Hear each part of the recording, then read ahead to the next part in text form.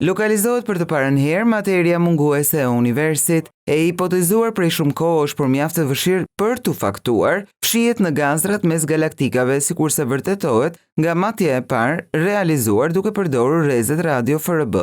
Prej dekadash mungonte në apel të paktën gjysma e materisë dukshme që përbëhet kryesisht nga protonet. Ekziston në formën e gazit të nxehtë me dendësi të ulët dhe nuk arrin të kapet me teleskop duke mos u konfirmuar nga shkenca sasia apo pozicionimi i saj.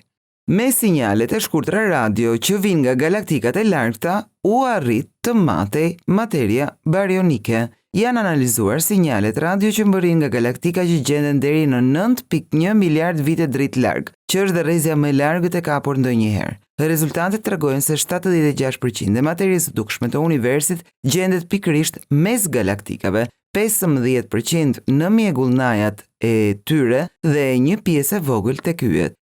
Kjo shpërndarje përputhet plotësisht me parashikimet e deri tanishme dhe simulimet kozmologjike të avancuara, por nuk ishte konfirmuar asnjëherë në mënyrë direkte deri më sot. Puna studimore është publikuar në revistën Nature Astronomy.